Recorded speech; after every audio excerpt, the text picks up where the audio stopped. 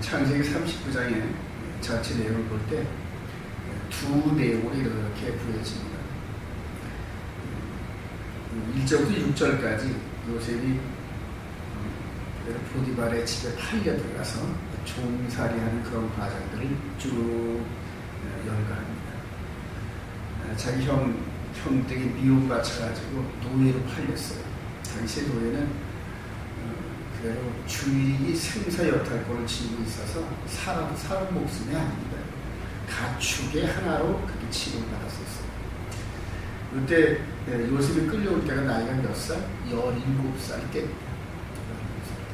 한참 기용을 받고 아버지 야곱으로부터 채색 옷을 더 입고 그래 장자권을 인정받고 얼마나 귀하게 자라겠습니까?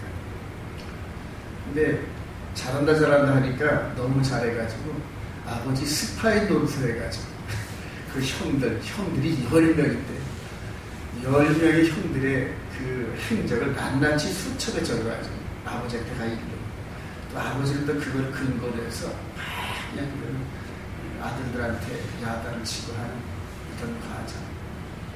얼마나 그 형들이 미워했겠습니까? 그래서 미움이 싹이 들어가지고 죽이려고까지 하는 그런 지경이 이르렀습니다. 그렇게 해서 죽는 것보다 조금 더 나은 그런 그 노예로 팔려가지고 보디발의 집에 딱 들어오는데 2절 한번 읽읍시다. 시작. 여호와께서 요셉과 함께 하심으로 그가 형통한 자가 되어 그의 주인 애굽 사람의 집에 있으니 노예로 끌려왔는데 노예 생활을 하는데 일세 하나님께서 요셉과 함께 하심으로 그가 형통한 자가 되었대요. 우리가 생각할 때는 형들한테 붙잡혀서 죽기 직전에 노예로 팔리기 직전에 하나님께서 강권적으로 역사해 주셔가지고 형들에게 그냥 야단을 쳐가지고 그렇게 해서 형들 10명이 요셉 앞에 무릎을 꿇고 잘못했네 동생 이렇게 하시는 게 하나님께서 함께 하시는 거지 종으로 팔려가지고 일이 있다고 얻어맞고 죽지 못해 살고 있는 그런 상황까지 하나님께서 팔짱을 끼시고 가만히 보고 계시다. 그때는 함께 안 하셨단 말입니다. 그죠? 우리가 생각할 때. 그래가지고 보디발의 집에서 이제 노예로 사는 그 삶인데 그때 형통하게 하시다가 함께 하시고 이거는 우리가 원하는 바가 아니잖아요. 그죠? 종이 되기 전에 형통하게 해주셔야지 종이 되고 난 다음에 형통하게 해주면 뭐 할까요? 여기서 우리가 하나님의 의도를 이렇게 볼 수 있는 눈을 가져요. 여호와께서 요셉과 함께 하심으로 모든 일이 형통하니까 요셉이 하는 일은 뭐든지 잘 돼요. 잘 되고 또 요셉이 무엇보다도 정직하다. 정직해요. 왜 정직할까요? 이 요셉은 아버지 야곱으로부터 뭘 이어받았냐면 여호와의 도란 말이에요. 여호와의 도. 아브라함에게 주었던 여호와의 도, 의와 공도의 삶을 살게 하는 그런 여호와의 도가 아브라함에게 이어졌고 아브라함을 통하여서 또 이삭에게 이렇게 그 여호와의 도가 전달되었는데 계명과 규례와 율례와 법도랍니다. 그럼 반드시 그 안에 뭐가 들어있다? 10계명의 내용이 들어있단 말이에요. 거짓말하지 말지니라, 탐내지 말지니라, 간음하지 말지니라. 이런 기본적인 하나님의 말씀이 그대로 이 아브라함과 함께 하고 있는 모든 사람들에게 그대로 전달된다. 퍼져나간단 말이에요. 야곱에게도 반드시 야곱도 이것을 이어받았을 테 그리고 야곱의 12아들도 나름대로 이런 그 말씀의 울타리 안에서 삶이 있다는 얘기입니다. 근데 그걸 다 지키지 못할 뿐이지 말씀은 있었다고.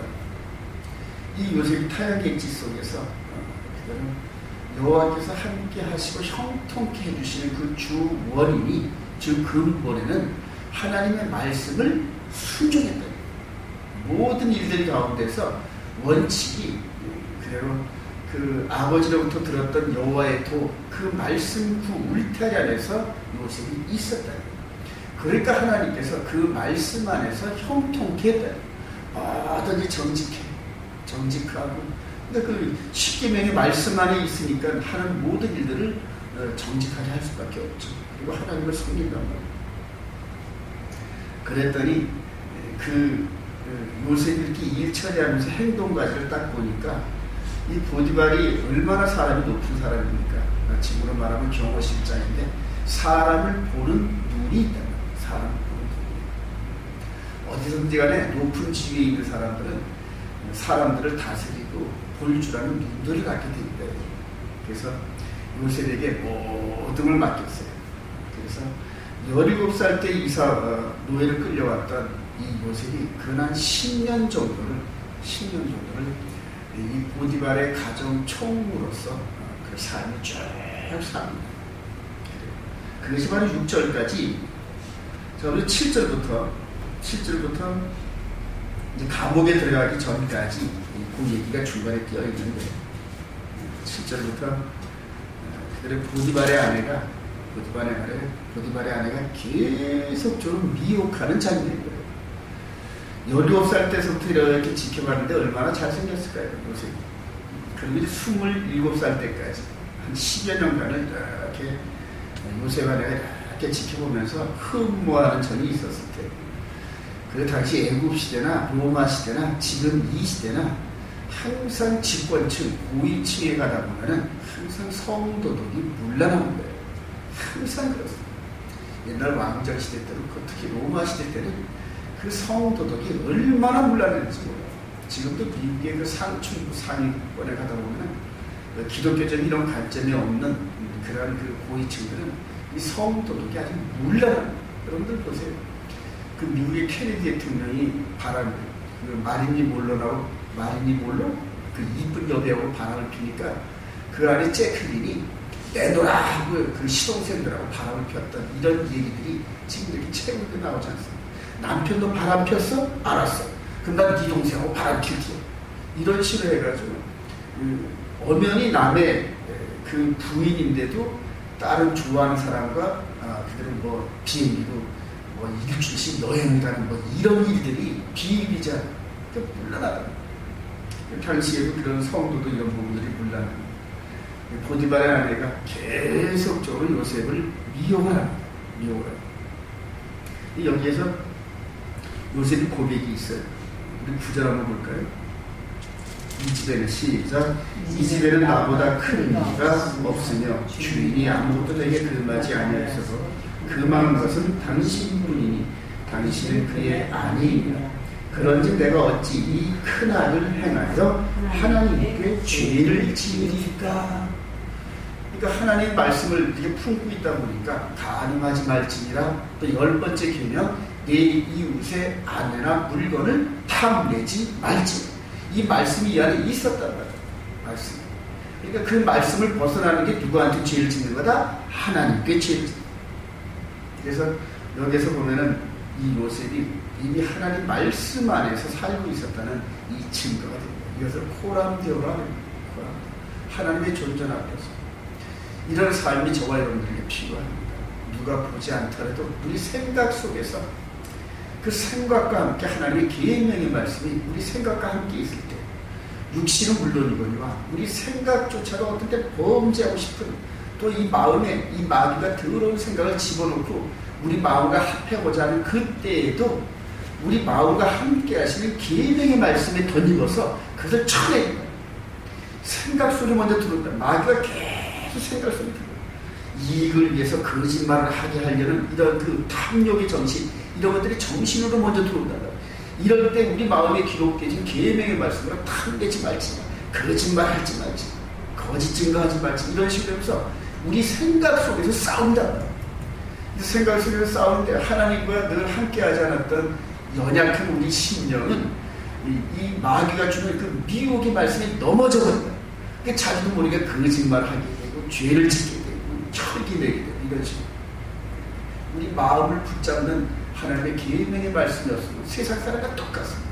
어떤 때는 세상 사람보다 더 악해지고 사악해지고 그냥 변장술이 얼마나 더 드러나는지 몰라. 우리 예수 믿는 사람. 그러나 이 요셉은 그들은 이 마음 가운데서 하나님을 섬기는 그런 가운데 심지가 견고하고 어떤 상황이 있다 하더라도 하나님 말씀 우리 탓을 벗어나지 않는 그러한 그 귀한 종이었다. 하나님께서 이걸 보셨다.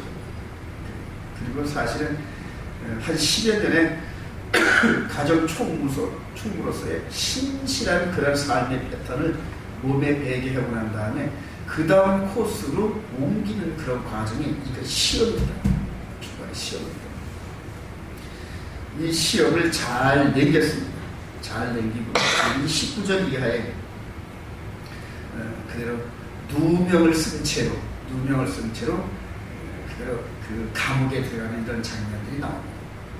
그래서 우리가 생각을 할 때 이 보디발이 아내의 얘기를 듣고 요셉의 옷을 가지고 치를 떤 듯한 그러한 그 연기력으로 당신이 뒤로는 종이 나를 겁탈하 여기다가 도망갔다 이런 식으로 말을 할 때 보디발이 그걸 알았을까요? 몰랐을까요? 알았단 말이에요.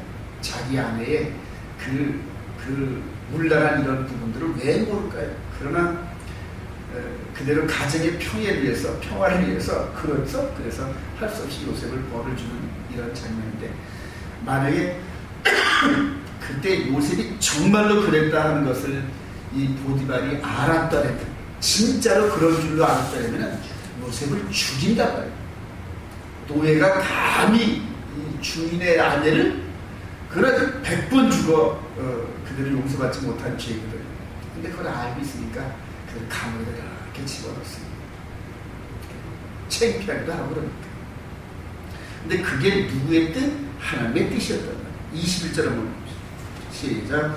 여호와께서 요셉과 함께 하시고 그에게 인자를 더하사 간수장에게 은혜를 받게 하시네. 그리고 이제 23절에 간수장은 그의 손에 맡긴 것을 무엇인지 살펴보지 아니하였으니 이는 여호와께서 요셉과 함께 하심이라. 여호와께서 그를 범사에 형통하게 하셨더라. 똑같죠? 3절 39장 3절에 보니까 그의 주인이 보디발의 그 가정 총무할 때도 하나님과 함께 하시고 형통하게 해요. 감옥에 들어가서도 하나님과 함께 하시고 형통하게 하셨고, 이런 일들이 누구 인도하신? 하나님께서 인도하셨다는 얘기예요. 그러니까 여러분들 한번 보세요.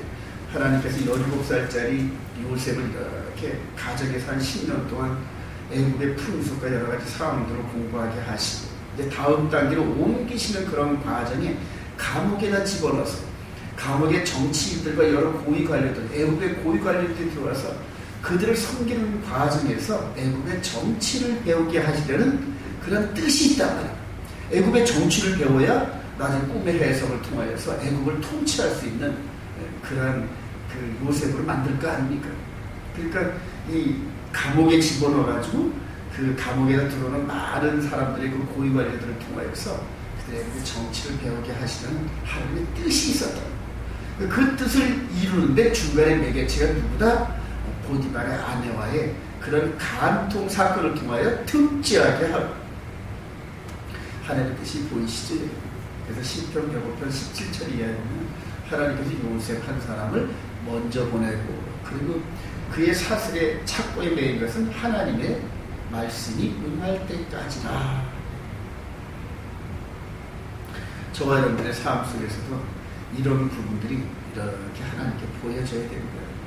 하나님께서 1차적으로 이렇게 하고 인도하는 이런 과정 속에서 하나님의 말씀에 그대로 순종하면서 묵묵히 하다 보면 때로는 하나님께서 억울한 일도 당하게 하고 가난에 처하기도 하고 또 풍부에 처하기도 하는 이런 과정 속에 100% 하나님의 그 뜻에 순종하면서 이렇게 나가다 보면 하나님께서 어느덧 인도하시는 그 길목에 서 있게 됩니다.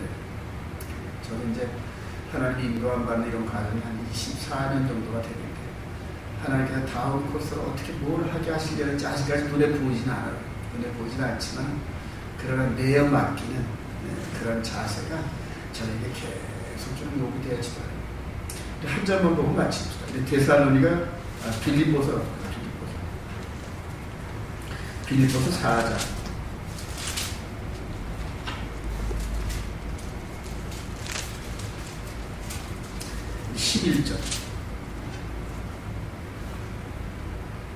11절부터 13절까지 한번 읽어보죠. 시작.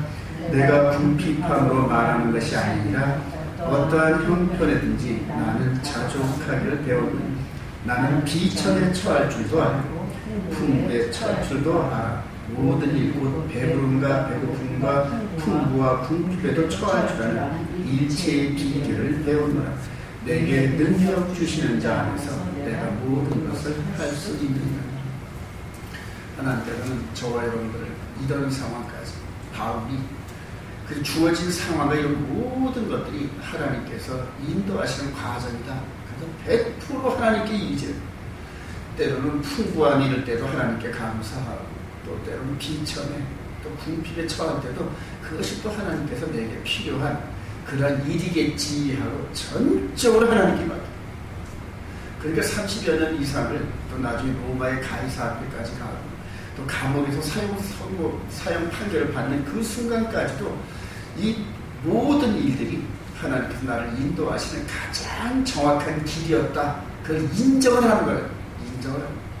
그렇게 해서 나의 달려갈 길을 마치고 이제는 이 육신의 생명이 떠날 그 자리에 가는 곳까지도 항상 기뻐하라, 쉬지 말고 기도하라, 범사에 감사하라. 이런 것들이 전부 감옥에서 쓴 얘기라. 우리 인생의 삶 속에서 전적으로 하나님께서 저와 여러분들을 붙드신다는 사실을 믿으시기 바랍니다. 그렇게 해서 우리의 삶을 이끄시며 하나님께 영광을 돌리고 또 하나님 우리를 통해 일하고자 하시는 그런 일들을 이루시는 저와 여러분 되시기를 주님의 이름으로 축원합니다.